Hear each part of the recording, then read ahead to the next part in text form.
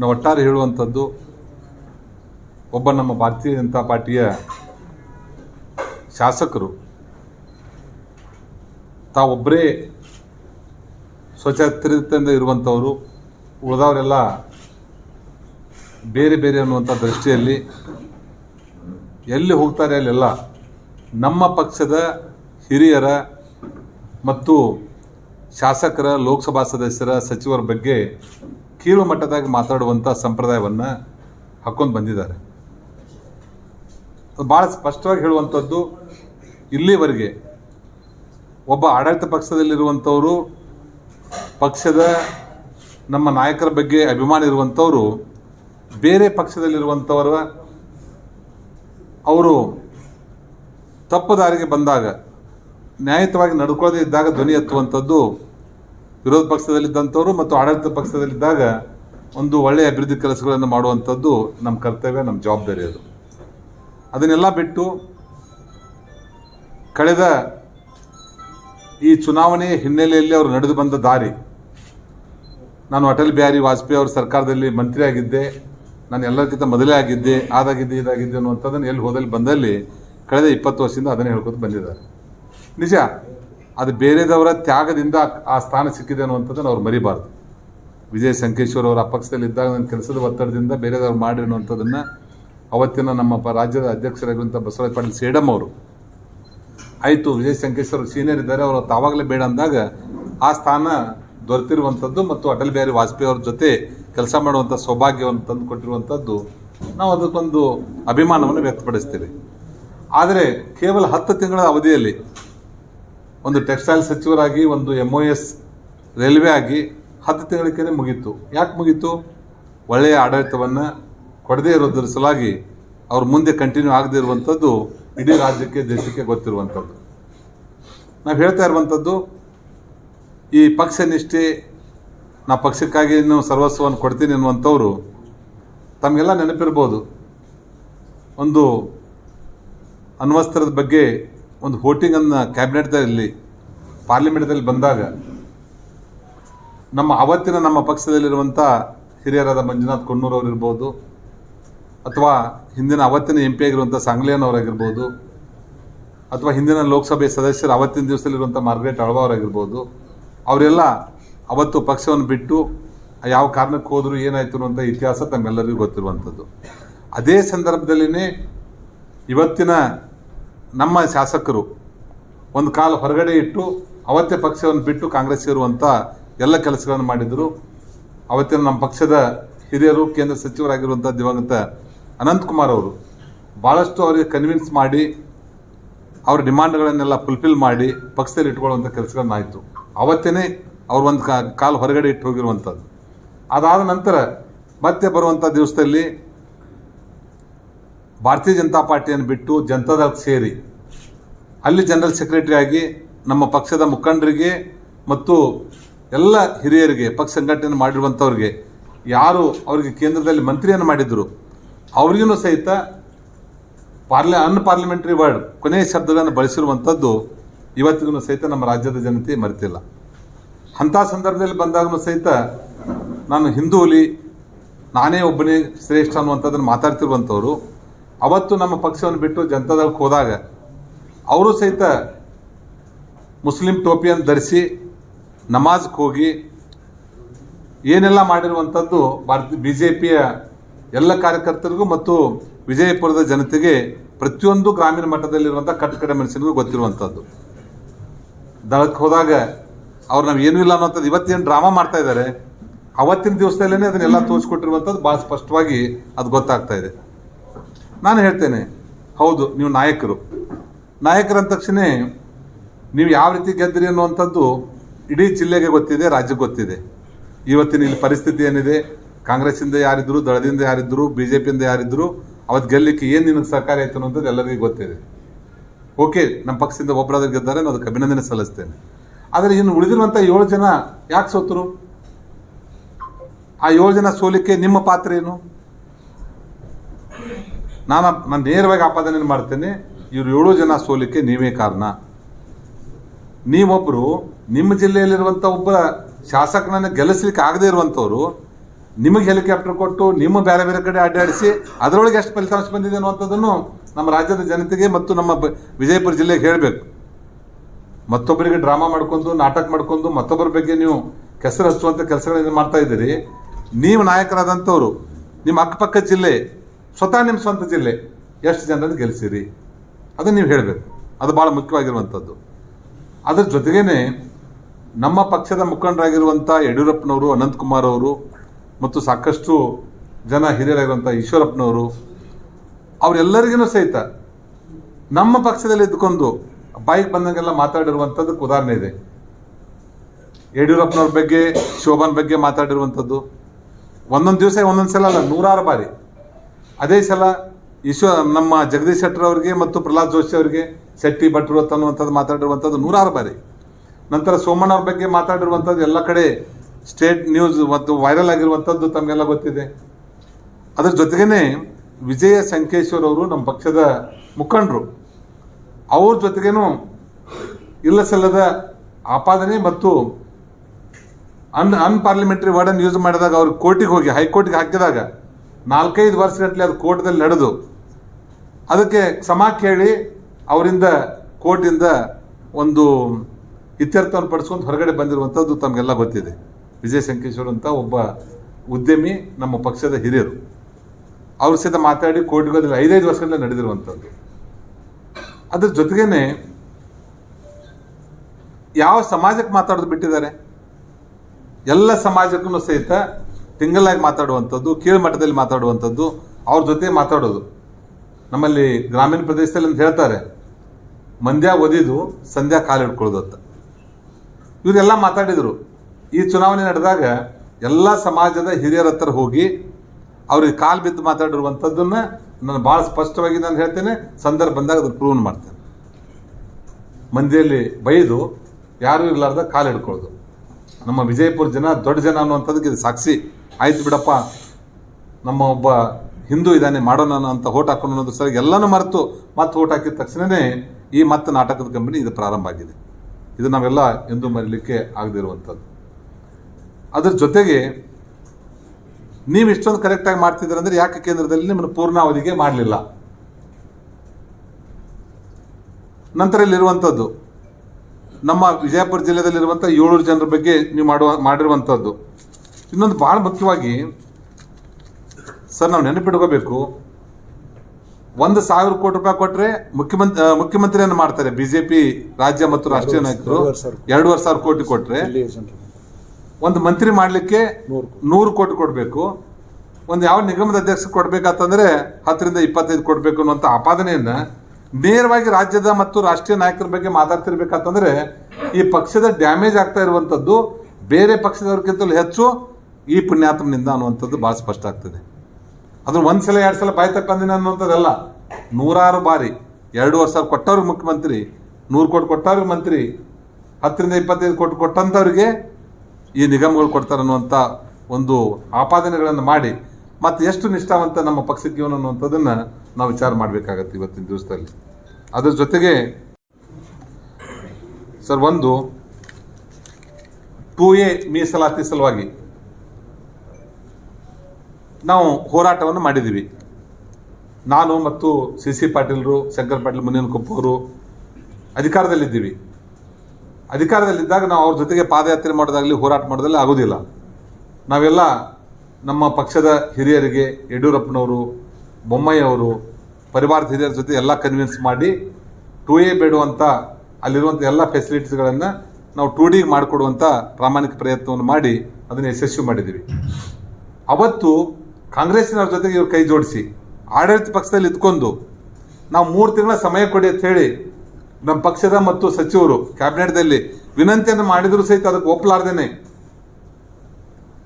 ಒಂದು 2-3 ಲಕ್ಷ ಜನ ಕೂಡಿಸಿ ನಾವು ಬೆಂಗಳೂರು ಪ್ಯಾಲೇಸ್ ಗ್ರೌಂಡಲ್ಲಿ ಫಂಕ್ಷನ್ ಮಾಡಿದಾಗ ನಾವೆಲ್ಲರಿಗೂ ಕೈ ಜೋಡಿಸಿ ವಿನಂತಿಯನ್ನು ಮಾಡಿದ್ವಿ. ಇದು 1 ದಿವಸ 2 ದಿವಸದಲ್ಲಿ ಆಗುವಂಥದ್ದಲ್ಲ. ಇದು ಹೆಗಡೆ ಅವರು ಕಮಿಟಿ ಅಧ್ಯಕ್ಷರು ಜಯಪ್ರಕಾಶ್ ಹೆಗಡೆ ಅವರು ಹಿಂದುಳಿದ ಆಯೋಗದ ಅಧ್ಯಕ್ಷರಾಗಿ ಕೆಲಸ ಮಾಡುವಂಥವ್ರು. ಅದನ್ನು ಓವರ್ನೈಟ್ದಲ್ಲಿ ಅದನ್ನು ಡಿಸಿಷನ್ ತೊಗೊಳಿಕ್ಕೆ ಆಗೋದಿಲ್ಲ. ಇಡೀ ರಾಜ್ಯ ತುಂಬ ಪ್ರವಾಸವನ್ನು ಮಾಡಿ ಅದಕ್ಕೆ ರಿಪೋರ್ಟನ್ನು ಒಪ್ಪಿಸಬೇಕಾಗತ್ತೆ ಮತ್ತು ಅದಕ್ಕೆ ಇನ್ನೂ ಸಾಕಷ್ಟು ನಾವು ಸಪೋರ್ಟಿಂಗ್ ಪೇಪರ್ಸ್ ಕೊಡಬೇಕಾಗತ್ತೆ. ಅದಕ್ಕೆ ಸಮಯವನ್ನು ಕೊಡೋಣ ಅನ್ನುವಂಥ ಒಂದು ವಿನಂತಿಯನ್ನು ಮಾಡಿದಾಗ ನಮ್ಮನ್ನೇ ಇವರು 2A ಕೊಡಿಸಲಿಕ್ಕೆ ಇವರು ಒಪ್ತಾ ಇಲ್ಲ ಅನ್ನುವಂಥದ್ದನ್ನು ಅವರೆಲ್ಲರೂ ಸೇರಿ ನಮ್ಮ ಮೇಲೇ ಒಂದು ಬ್ರಹ್ಮಾಸ್ತ್ರವನ್ನು ಉಪಯೋಗ ಮಾಡುವಂಥದ್ದು ಬಂತು. ನಾನು ಇವತ್ತು ಹೇಳ್ತೀನಿ, ನಾವು 2D ಮಾಡಿದ್ದೀವಿ. ಹಿಂದಿನಕ್ಕಿಂತಲೂ ಹೆಚ್ಚು ಉಪಯೋಗ ಕೇವಲ ನಮ್ಮ ಭಾರತೀಯ ಜನತಾ ಪಾರ್ಟಿ ವೀರಶೈವ ಲಿಂಗಾಯತ ಸಮಾಜಕ್ಕೆ ಅಷ್ಟೇ ಅಲ್ಲ, ಇದು 3% ಇರುವಂಥದ್ದನ್ನು 7% ST ಸಮಾಜದವ್ರನ್ನ ಮಾಡಿದ್ದೀವಿ. 15% ಇರುವಂಥ ಮೀಸಲಾತಿಯನ್ನು 17% ಮಾಡಿದ್ದೀವಿ. ಅದರಲ್ಲಿ ಬೇರೆ ಬೇರೆ ಒಳ ಮೀಸಲಾತಿಗಳನ್ನು ಸಹಿತ ಯಾರಿಗೆ ಅನ್ಯಾಯ ಆಗಲಾರದಂತೆ ಮಾಡಿದ್ದೀವಿ. ಈ ರೀತಿ ಇದ್ದಾಗ ಅದನ್ನೆಲ್ಲ ನೋಡ್ಕೊಂಡು ಯಶಸ್ವಿ ಆಗಿದ್ದಕ್ಕೆ ನನಗೆ ಒಪ್ಪಿಗಿಲ್ಲ ಅನ್ನುವಂಥದ್ದನ್ನು ಆಡಳಿತ ಪಕ್ಷದವರು ಅದನ್ನು ಹೇಳಿ ಇವತ್ತು ಹೊಸ ಸರ್ಕಾರ ಬಂದ ಮೇಲೆ ಅವರೆಲ್ಲ ಕರ್ಕೊಂಡು ನಾವೊಂದು ನಿಗದಿತ ಸಮಯವನ್ನು ಅವ್ರು ಕೊಟ್ಟು ನಾವು ಹೋರಾಟ ಮಾಡ್ತೀವಿ ಅನ್ನೋದು ಯಾಕೆ ಬರಲಿಲ್ಲ ಇವರಿಗೆ? 2A ಬೇಕು ನಮಗೆ, 2D ಒಪ್ತಾ ಇಲ್ಲ ನಾವು. ಅದ್ರ ಸಲುವಾಗಿ ನಾವು 3 ತಿಂಗಳನ್ನು 6 ತಿಂಗಳನ್ನು ಸಮಯ ಕೊಡ್ತೀವಿ. ಅದು ಕೊಡದೇ ಇದ್ರೆ, ನೀವು ಮಾಡದೇ ಇದ್ರೆ ನಾವೆಲ್ಲರೂ ಕರ್ಕೊಂಡು ಹೋರಾಟವನ್ನು ಕಾಂಗ್ರೆಸ್ ವಿರುದ್ಧ ಮಾಡ್ತೀವಿ ಅನ್ನೋಂಥದ್ದು ಬಾಯಿಗೆ ಬರ್ತಾ ಇಲ್ಲ. ಭಾರತೀಯ ಜನತಾ ಪಾರ್ಟಿ ಶಾಸಕರಾಗಿ ಭಾರತೀಯ ಜನತಾ ಪಾರ್ಟಿಯ ನಾಯಕರ ವಿರುದ್ಧವನ್ನು ಹೋರಾಟವನ್ನು ಮಾಡಿದರೆ ಹೊರತು ಇವತ್ತು ಕಾಂಗ್ರೆಸ್ ಸರ್ಕಾರ ಬಂದಾಗ ಅದರ ಬಗ್ಗೆ ಧ್ವನಿ ಎತ್ತುವಂಥದ್ದು ಮಾಡ್ತಾ ಇಲ್ಲ. ಅದರ ಸಲುವಾಗಿ ಇನ್ನೂ ಹೇಳಿಕೆ ಸಾಕಷ್ಟು ವಿಷಯಗಳಿದೆ. ನಾನು ಇಷ್ಟನ್ನೇ ಹೇಳ್ತಾ ಇರುವಂಥದ್ದು, ಅವರು ಇದೇ ರೀತಿ ಮುಂದುವರೆದರೆ ವಿಜಯಪುರ ಜನ ಭಾಳ ಬುದ್ಧಿವಂತರಿದ್ದಾರೆ. ವಿಜಯಪುರ ಜನ ಮನಸ್ಸು ಮಾಡಿದರೆ ಗೋಳ್ಗುಂಟನ್ನು ಕಟ್ಟುವಂಥದ್ದು ಗೊತ್ತು, ಅವರು ನೆಗ್ಲೆಕ್ಟ್ ಮಾಡಿಬಿಟ್ರೆ ಅಂದ್ರೆ ಬಾರಾಕಮನ್ ಮಾಡುವಂಥದ್ದು ಗೊತ್ತು. ಅದ್ರ ಸಲುವಾಗಿ ನಾವಿಷ್ಟೇ ಹೇಳುವಂಥದ್ದು, ಇನ್ನು ಮುಂದಾದರೂ ಸಹಿತ ಅವೆಲ್ಲಗಳನ್ನು ಕೆಟ್ಟ ವಿಚಾರಗಳನ್ನು ಮತ್ತು ಎಲ್ಲದರಲ್ಲಿ ನಾನೇ ಒಬ್ಬನೇ ಗೆಲ್ಲಬೇಕು, ನಾನೇ ಒಬ್ಬ ಶ್ರೇಷ್ಠ ಅನ್ನುವಂಥದ್ದನ್ನು ಮರೆತು ಎಲ್ಲ ಸೋತಂಥ ನಮ್ಮ ಶಾಸಕರನ್ನು ವಿಶ್ವಾಸಕ್ಕೆ ತೆಗೆದುಕೊಂಡು ಮುಂದೆ ಹೋಗುವಂಥ ಮತ್ತು ಬರುವಂಥ ಜಿಲ್ಲಾ ಪಂಚಾಯಿತಿ, ತಾಲೂಕ್ ಪಂಚಾಯಿತಿ ಮತ್ತು ವಿಶೇಷವಾಗಿ ಲೋಕಸಭೆ ಮತ್ತೆ ನಾವು 28ಕ್ಕೆ 28 ಗೆದ್ದು ಮತ್ತೆ ಕೇಂದ್ರದಲ್ಲಿ ನಮ್ಮ ವಿಶ್ವ ನಾಯಕರಾಗಿರುವಂಥ ಅಟಲ್ ಬಿಹಾರಿ ವಾಜಪೇಯಿ ಅವರನ್ನು ಮತ್ತೆ ಪ್ರಧಾನಮಂತ್ರಿ ಮಾಡಲಿಕ್ಕೆ ನಾವು ನರೇಂದ್ರ ಮೋದಿ ಅವರನ್ನು ನಾವು ಮತ್ತೆ ಪ್ರಧಾನಮಂತ್ರಿಯನ್ನು ಮಾಡಲಿಕ್ಕೆ ನಾವೆಲ್ಲರೂ ಕೂಡ ಒಟ್ಟಾಗಿ ಹೋಗೋಣ, ಹಿಂದಿಂದೆಲ್ಲನೂ ಮರೆಯೋಣ ಇವತ್ತಿನ ದಿವಸದಿಂದ ಅನ್ನುವಂಥ ಮಾತನ್ನು ಈ ಸಂದರ್ಭದಲ್ಲಿ ಹೇಳಿ ತಮಗೆಲ್ಲರಿಗೂ ವಂದಿಸಿ ನನ್ನ ಮಾತು. ಅದಕ್ಕೆ ಮೂಲ ಕಾರಣ ಇವರೇ ಅನ್ನುವಂಥದ್ದನ್ನು ಸಹಿತ ನಾನು ಭಾಳ ಸ್ಪಷ್ಟವಾಗಿ ಇವ್ರ ಬಗ್ಗೆ ನಾನು ಆಪಾದನೆ ಮಾಡ್ತೇನೆ. ಮತ್ತು ಹೇಳ್ತಾರೆ ಮುರುಗೇಶ್ ನಿರಾಣಿ ಅವರು ನಮ್ಮ ಸೋಲಿಸ್ಲಿಕ್ಕೆ ದುಡ್ಡು ಕೊಟ್ಟಿದ್ರು ಅಂತ. ನಾನು ಹೇಳ್ತೇನೆ, ಯಾರ ಕಡೆ ಕೊಟ್ಟಿದ್ದೀವಿ, ಎಷ್ಟು ಕೊಟ್ಟಿದ್ದೀವಿ ಅನ್ನೋಂಥದ್ದು ಹೇಳಬೇಕು. ಸುಮ್ಮನೆ ಆಪಾದನೆ ಮಾಡೋದು ಆಗಬಾರ್ದು. ಅಲ್ಲಿ ಬರೋದು, ಬೇರೆ ಕ್ಷೇತ್ರಕ್ಕೆ ಹೋಗೋದು, ನಿರಾಣಿ ಅವ್ರು ನಿಮ್ಮ ದುಡ್ಡು ಕಳಿಸಿದಾಗ ನಿಮ್ಮ ಸೋಲಿಸ್ಲಿಕ್ಕೆ ಅಂತ ಹೇಳೋದು, ಅವ್ರ ಮನಸ್ಸಿನಲ್ಲಿ ಕನ್ಫ್ಯೂಷನ್ ಮಾಡೋದು. ಬಾಗಲಕೋಟೆ ಬರೋದು, ನಿಮ್ಮ ಸೋಲಿಸ್ಲಿಕ್ಕೆ ದುಡ್ಡು ಕೊಟ್ಟಿದ್ದಾರೆ ಅನ್ನೋದು. ನಾನು BJPಯಲ್ಲೇ ಇದ್ದದ್ದು, ಈಗೂ BJPಯಲ್ಲೇ ಇದ್ದೇನೆ, ಮುಂದೂ BJPಯಲ್ಲೇ ಇರ್ತೇನೆ. ನಿಮ್ಮ ಥರ ನಾಟಕ ಕಂಪನಿ ಮಾಡಿ ಎಲ್ಲ ಕಡೆ ಹೋಗಿ BJPಯ ಅಧಿಕೃತ ಅಭ್ಯರ್ಥಿಗಳ ವಿರೋಧವಾಗಿ ನಿಂತು ಅವ್ರ ವಿರೋಧವಾಗಿ ಅನೌನ್ಸ್ ಮಾಡಿರುವಂಥ ಜಯಮಾನ ಮುರುಗೇಶ್ ನಿರಾಣಿಗಿಲ್ಲ ಮತ್ತು ಮುಂದೂ ಅದಾಗೋದಿಲ್ಲ. ಅದು ಏನಾದರೂ ಇತ್ತಂದರೆ ಅದು ನಿಮ್ಮೊಳಗಡೆ ಅನ್ನುವಂಥದ್ದನ್ನು ನಾನು ಈ ಸಂದರ್ಭದಲ್ಲಿ ನಾನು ಹೇಳ್ತೇನೆ. ಅದ್ರ ಜೊತೆಗೆ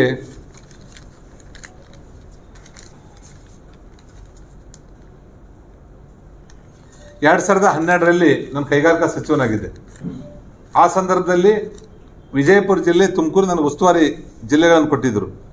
ಅವಾಗ ಜಿಲ್ಲಾ ಪಂಚಾಯಿತಿ ರಮೇಶ್ ಅನ್ನವರು ಇದ್ದರು, ಸಂಗನವರು ಇದ್ದರು, ಎಲ್ಲರೂ ಇದ್ದಾಗ ನಮ್ಮ ಮೆಜಾರಿಟಿ ಇರಲಿಲ್ಲ. ಭಾರತೀಯ ಜನತಾ ಪಾರ್ಟಿ ನನ್ನ ನೆನಪಿರುವ ಹಾಗೆ ಒಂದು 16 ಸೀಟೇನು 18 ಸೀಟ ಜಿಲ್ಲಾ ಪಂಚಾಯತಿಯಲ್ಲಿ ನಾವು ಗೆದ್ದಿದ್ದೀವಿ.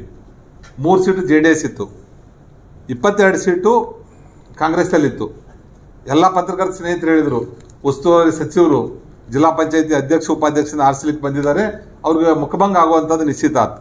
ನಾನು ಅವತ್ತು ಹೇಳಿದೆ ಪ್ರೆಸ್ಸಲ್ಲಿ, ನಾವು ಸೋಲು ಗೆಲುವು ಇಂಪಾರ್ಟೆಂಟ್ ಅಲ್ಲ, ನಾವು ಅವಿರೋಧವಾಗಿ ಆರಿಸ್ತಾ ಇರೋದಿಲ್ಲ ಅವ್ರನ್ನೇ.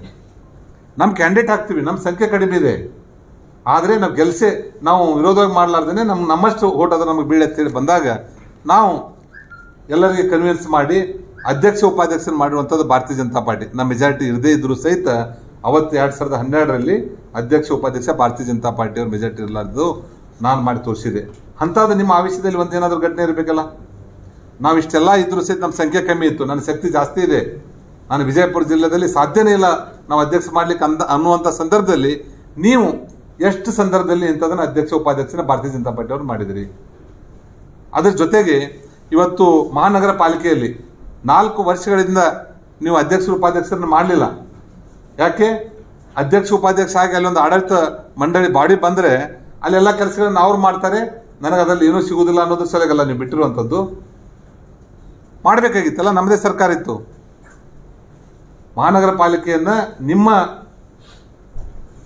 ಬೇರೆದವ್ರಿಗೆ ಅಧಿಕಾರ ಹಂಚಿಕೊಡಬಾರ್ದು, ನಾನೇ ಅದನ್ನೆಲ್ಲ ಅನುಭವಿಸ್ಬೇಕು ಅನ್ನುವಂಥದ್ರ ಸಲಾಗಿ ಅದನ್ನು ನೀವು ಯಶಸ್ವಿ ಮಾಡಲಿಲ್ಲ ಅನ್ನುವಂಥದ್ದನ್ನು ಸಹಿತ ನಾನು ಇವತ್ತಿನ ಸಂದರ್ಭದಲ್ಲಿ ಹೇಳಿಕ್ಕೆ ಇಚ್ಛೆ ಪಡ್ತಾ ಇದ್ದೀನಿ. ನಾನು ಭಾಳ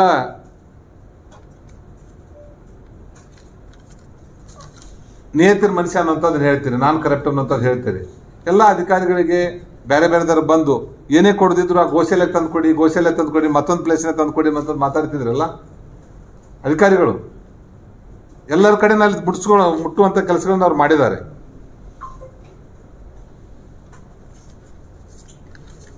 ಬಬಲೇಶ್ವರಕ್ಕೆ ಚುನಾವಣೆ ಪ್ರಚಾರಾರ್ಥಕ್ಕೆ ಹೋದಾಗ 3 ಗಂಟೆ ಸಮಯ ಕೊಟ್ಟಿರ್ತಾರೆ.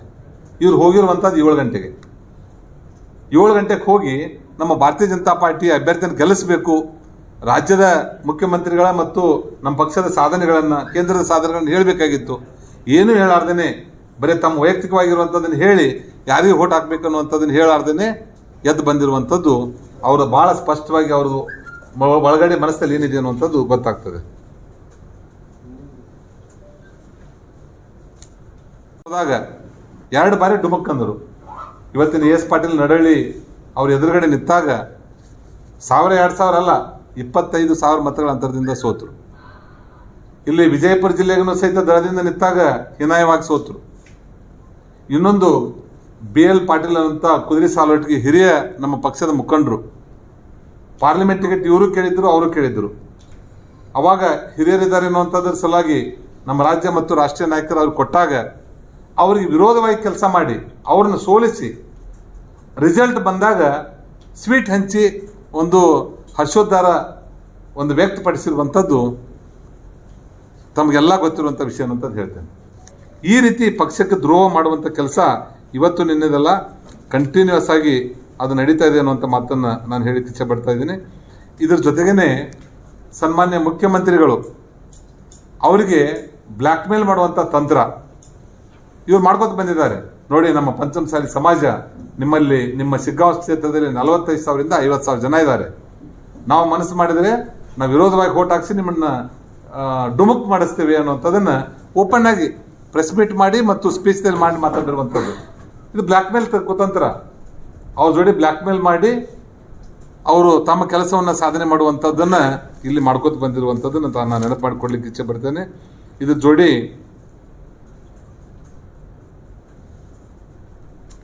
ನಿನ್ನೆ ಮತ್ತು ಮೊನ್ನೆ 2 ದಿವಸದಿಂದ ನಮ್ಮ ರಾಜ್ಯದ ನಾಯಕರು ಒಂದು 8 ಟೀಮ್ ಮಾಡಿ ಬೇರೆ ಬೇರೆ ಕಡೆ ಇಡೀ ರಾಜ್ಯದ ಎಲ್ಲ ಭಾಗಗಳಲ್ಲಿ 9 ವರ್ಷಗಳ ಒಂದು ಕೇಂದ್ರ ಸರ್ಕಾರದ ಸಾಧನೆಯನ್ನು ನಮ್ಮ ವಿಶ್ವ ನಾಯಕ ನೆಚ್ಚಿನ ಪ್ರಧಾನಿ ನರೇಂದ್ರ ಭಾಯಿ ಮೋದಿಜಿ ಅವರ ಒಂದು ಸಾಧನೆಗಳನ್ನು ತಿಳಿಸಬೇಕು, ಮತ್ತೆ ಸೋಲನ್ನು ಮರೆತು ಸಂಘಟನೆಯನ್ನು ಮಾಡಿ ಮತ್ತೆ ಮುಂದೆ ಬರುವಂಥ ಎಲ್ಲ ಜಿಲ್ಲಾ ಪಂಚಾಯತ್, ತಾಲೂಕ್ ಪಂಚಾಯತ್, ಗ್ರಾಮ ಪಂಚಾಯತ್, ಲೋಕಸಭೆಯನ್ನು ಗೆಲ್ಲಿಸಬೇಕು ಅನ್ನೋದ್ರ ಸಲುವಾಗಿ ನಮಗೆ ಸನ್ಮಾನ್ಯ ನಿಕಟಪೂರ್ವ ಮುಖ್ಯಮಂತ್ರಿಗಳಾದಂಥ ಬಸವರಾಜ ಬೊಮ್ಮಾಯಿ ಅವರ ನೇತೃತ್ವದಲ್ಲಿ ಬೆಳಗಾವಿ, ಚಿಕ್ಕೋಡಿ, ಬಾಗಲಕೋಟ್ ಮತ್ತು ವಿಜಯಪುರ ಜಿಲ್ಲೆಗೆ ಒಂದು ಟೀಮನ್ನು ಕಳಿಸಿದರು. ಚಿಕ್ಕೋಡಿ ಮತ್ತು ಬೆಳಗಾವಿಯಲ್ಲಿ ನಮ್ಮ ಜೊತೆನೇ ಇದ್ದರು. ಅದರ ಜೊತೆಗೇ ಇದ್ದಾಗ ಅಲ್ಲಿ 9 ವರ್ಷದ ಸಾಧನೆಗಳನ್ನು ಹೇಳುವಂಥ ಕೆಲಸಗಳು ನಡೀಲಿಲ್ಲ ಅವರೊಬ್ಬರ ಬಾಯಿಂದ. ಅಲ್ಲಿರುವಂಥದ್ದೆಲ್ಲ ನಮ್ಮ BJP ಅವ್ರ ಬಗ್ಗೆನೇ ಒಂದು ಟಾಂಟ್ ಮಾಡೋದು, ಟಿಂಗಲ್ ಮಾಡೋದು, ಜೋಕರ್ ಥರ ವರ್ತನೆ ಮಾಡುವಂಥದ್ದೇನೆ ನಡೀತಾ ಅಲ್ಲಿ. ಅದಾದಮೇಲೆ ಬಾಗಲಕೋಟದಲ್ಲಿನೂ ಸಹಿತ ಇದೇ ಕೆಲಸ ಅಲ್ಲಿ ಪ್ರಾರಂಭ ಆಯಿತು. ತಾವಾಗಲೇ ಮಾತಾಡ್ತಾರೆ, ನಾನೊಬ್ಬ ಜೋಕರ್, ಒಬ್ಬ ಸರ್ಕಸ್ ಯಶಸ್ವಿ ಆಗಬೇಕಾದಂದ್ರೆ ಜೋಕರ್ ಬೇಕು, ಒಬ್ಬ ಪಕ್ಷದಲ್ಲಿ ಸಹಿತ ನನ್ನಂಥ ಜೋಕರ್ ಬೇಕು ಅನ್ನುವಂಥದ್ದನ್ನು 45 ನಿಮಿಷ ಮಾತಾಡಿದರು. ಅಂದರೆ ಇಲ್ಲಿ 3 ಗಂಟೆಗೆ ಈ ವಿಜಯಪುರ ಜಿಲ್ಲೆಯ 9 ವರ್ಷದ ಒಂದು ಸಾಧನೆಗಳನ್ನು ಹೇಳುವಂಥ ಕಾರ್ಯಕರ್ತರ ಸಮಾವೇಶ 3 ಗಂಟೆಗಿದ್ದರೆ 4 ಗಂಟೆಗೆ 45 ನಿಮಿಷ ಮಾತಾಡ್ತಾರೆ. ಇದರ ಅರ್ಥ ಏನು? ವಿಜಯಪುರ ಜಿಲ್ಲೆಗೆ ಇವ್ರು ಬರಬಾರ್ದು, ಈ ಟೀಮು ಇಲ್ಲಿ ಮುಂದೆ ಬರುವಂಥವ್ರು ಆಸೆ ಬರಬಾರ್ದು ಅನ್ನುವಂಥ ಒಂದು ಹುನ್ನಾರ ಇಟ್ಕೊಂಡು ಇವತ್ತು ತಾವೆಲ್ಲ ಮಾತಾಡಿದ ಮೇಲೆ ನಮ್ಮ ಮುಂದೆ ಹೋಗಿ ವ್ಯವಸ್ಥೆ ಮಾಡ್ತೀನಿ ಅಂತೇಳಿ ಬಂದು ನಾವೆಲ್ಲ ನಿಕಟಪೂರ್ವ ಮುಖ್ಯಮಂತ್ರಿಗಳ ನೇತೃತ್ವದಲ್ಲಿ ನಾವೆಲ್ಲರೂ ಬಂದೀವಿ ವೇದಿಕೆಗೆ. ಎಲ್ಲ ಕ್ಷೇತ್ರಗಳಿಂದಲೂ ಸಹಿತ ವಿಜಯಪುರ ಜಿಲ್ಲೆಯ ಕಾರ್ಯಕರ್ತರು ಆ ಹಾಲ್ದಲ್ಲಿ ತುಂಬಿ ತುಳುಕ್ತಾ ಇತ್ತು. ಬಂದಾಗ ಏನು ಹೇಳಿದರು? ಇನ್ನೂ ಅವ್ರು ಬಂದಿರಲಿಲ್ಲ. ಅವಾಗ ಸನ್ಮಾನ್ಯ ಮುಖ್ಯಮಂತ್ರಿಗಳು ಹೇಳಿದರು, ಆಯ್ತಪ್ಪ ಸ್ಥಳೀಯ ಶಾಸಕರು ಬರಲಿ, ಬಂದ ಮೇಲೆ ಉದ್ಘಾಟನೆ ಮಾಡೋಣ, ಅಲ್ಲಿವರೆಗೆ ನೀವು ಪ್ರಾಸ್ತಾವಿಕವಾಗಿ ಮತ್ತು ಯಾರ್ಯಾರು ಮಾತಾಡೋದಿದೆ ಮಾತಾಡಿ ಅನ್ನುವಂಥದ್ದನ್ನು ಹೇಳಿ ಅವ್ರು ಪ್ರಾರಂಭ ಮಾಡಿದರು. ಅವಾಗ ಮಾತಾಡುವಾಗ ಶಶಿಕಲಾ ಜೊಲ್ಲೆ ಮೇಡಮ್ ಅವರು, ನಮ್ಮ ಪಕ್ಷದ ಮುಖಂಡರು, ಶಾಸಕರು, ಹಿಂದಿನ ಸಚಿವರು, ಅವ್ರು ಮಾತಾಡುವಾಗ ನಮ್ಮ ಜನಪ್ರಿಯ ಲೋಕಸಭಾ ಸದಸ್ಯರು ಮತ್ತು ಹಿರಿಯರಾಗಿರುವಂಥ ರಮೇಶನ ಜಿಗಜಿಣಗಿ ಅವರಿಗೆ ಮತ್ತೆ ತಾವು ಆಶೀರ್ವಾದ ಮಾಡಿ ಅತಿ ಹೆಚ್ಚು ಮತಗಳ ಅಂತರದಿಂದ ಗೆಲ್ಲಿಸಬೇಕು ಅನ್ನುವಂಥದ್ದನ್ನು ಅವ್ರು ಹೇಳಿದರು. ರಮೇಶ್ ಜಿಗಜಿಣಗಿ ಅವರು ನಮ್ಮ ಪಕ್ಷದ ಹಿರಿಯ ಮುಖಂಡರು, 9 ಸಲ ಆರಿಸಿ ಬಂದಿರುವಂಥವ್ರು, ಬೇರೆ ಬೇರೆ ಸಿಂಬಾಲ್ಗಳಿಂದ ಆರಿಸಿ ಬಂದಿರುವಂಥ ಹಿರಿಯರು, ಇಡೀ ನಮ್ಮ ರಾಜ್ಯದ ಅಷ್ಟೆಲ್ಲ ದೇಶದ ಒಬ್ಬ ದಲಿತ ನಾಯಕರು. ಅವ್ರು ಮಾತಾಡುವಾಗ ತಪ್ಪೇನಿದೆ? ನಮ್ಮ ಪಕ್ಷದ ಮುಖಂಡರು ಬೇರೆ ಕಾಂಗ್ರೆಸ್ನವ್ರ ಬಗ್ಗೆ ಹೇಳಿಲ್ಲ. ಅವರು ಹೇಳಿದ ತಕ್ಷಣವೇ ಹಿಂದೆ ಕೂತಿರುವಂಥವ್ರು ಕೂಗಾಟ, ಚೀರಾಟ ಎಲ್ಲ ಪ್ರಾರಂಭ ಆಯಿತು. ಪ್ರಾರಂಭ ಆದಮೇಲೆ ನಾವು ತಮ್ಮ ಭಾಷಣ ಮುಗಿಸಿ ಅಷ್ಟಕ್ಕೆ ಅರ್ಧಕ್ಕೆ ನಿಂತಾಗ ಮತ್ತೆ ಅವರ ಫಾಲೋವರ್ ಅನ್ನುವಂಥವ್ರು ಅವ್ನು ಬರೋವರೆಗೆ ಯಾರು ಮಾತಾಡಬಾರ್ದು ಅನ್ನುವಂಥ ಒಂದು ಘೋಷಣೆಯನ್ನು ಕೂಗ್ಲಿಕ್ಕೆ ಪ್ರಾರಂಭ ಮಾಡಿದರು.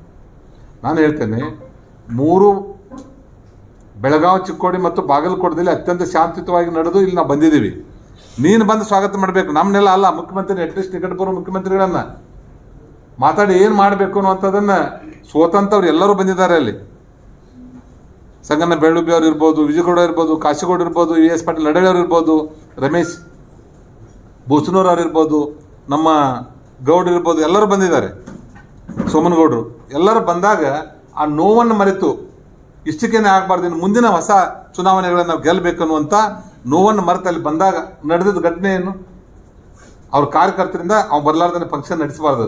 ಆಯಿತು, 3 ಗಂಟೆ ಕರೆದಿರುವಂಥದ್ದನ್ನು 6:30 ಗಂಟೆ ತನಕ ವೇಟ್ ಮಾಡಿದರೆ ಬೇರೆ ಬೇರೆ ವಿಧಾನಸಭಾ ಕ್ಷೇತ್ರದಿಂದ ಬಂದಿರುವಂಥ ಕಾರ್ಯಕರ್ತರು ವಾಪಸ್ ಹೋಗೋದು ಯಾವಾಗ?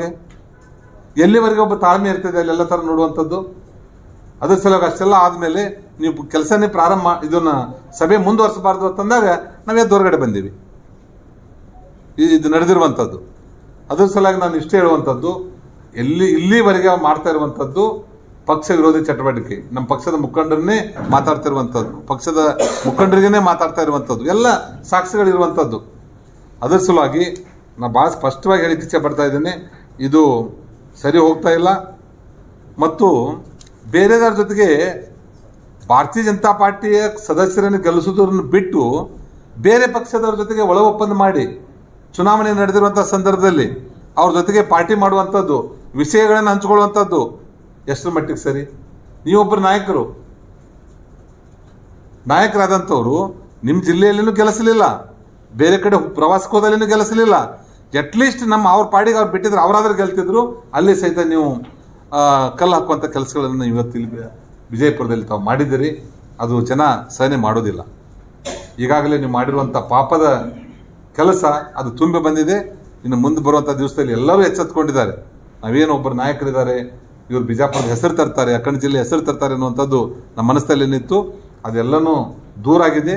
ಎಲ್ಲರಿಗೂ ಅವರ ವರ್ತನೆ ಭಾಳ ಸ್ಪಷ್ಟವಾಗಿ ಗೊತ್ತಾಗಿದೆ.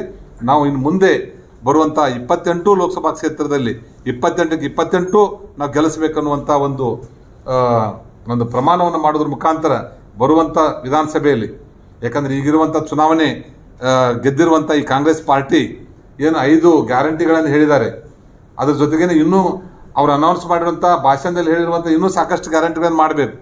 ಈಗಾಗಲೇ ಫ್ರೀಡಮ್ ಪಾರ್ಕ್ದಲ್ಲಿರುವಂಥ ನಮ್ಮ ಮಹಿಳಾ ಸಂಘದವರು ಕಾರ್ಯಕರ್ತರು, ಇವರು ಅಂಗನವಾಡಿ ಕಾರ್ಯಕರ್ತರು, ಅವ್ರಿಗಾಗಲೇ ಸ್ಟ್ರೈಕ್ ಮಾಡಿದ್ದಾರೆ. ಅವ್ರಿಗೆ ನಮ್ಮ ಸರ್ಕಾರ ಬಂದ ಮೇಲೆ ನಾವು 24 ಗಂಟೆದಲ್ಲೇ ಅವ್ರ ಸಾಲವನ್ನು ಮನ್ನಾ ಮಾಡ್ತೀವಿ ಅನ್ನುವಂಥದ್ದನ್ನು ಸಹಿತ ಸಿದ್ದರಾಮಯ್ಯನವರು, DK ಶಿವಕುಮಾರ್ ಹೇಳಿರುವಂಥ ಸ್ಪೀಚು ಎಲ್ಲ ಕಡೆ ವೈರಲ್ ಆಗಿದೆ. ಇಂಥದ್ದೆಲ್ಲ ಇದ್ದಾಗ ಅವ್ರೂ ಇಂಥವು 5 ಗ್ಯಾರಂಟಿ ಅಲ್ಲ, ಇಂಥವು ಸೀರೀಸ್ ಆಫ್ ಗ್ಯಾರಂಟಿಗಳು ಇನ್ನೂ ಬರ್ತಾ ಇದೆ. ಅವುಗಳನ್ನು ನಾವು ಹತ್ತಿಕ್ಕುದ್ರ ಜೊತೆ ಮಾಡೋದು ಬಿಟ್ಟು ಇವೆಲ್ಲಗಳನ್ನು ಸಹಿತ ಇದು ನಡೀತಾ ಇದೆ ಅನ್ನುವಂಥದ್ದನ್ನು ಇಲ್ಲಿ ಸಂದರ್ಭದಲ್ಲಿ ನಾನು ಹೇಳ್ತೇನೆ. अब देखिए, देश की वो न्यूज जो आपसे छुपाई जाती है, अब भारत का सच आपके सामने हम लाए हैं।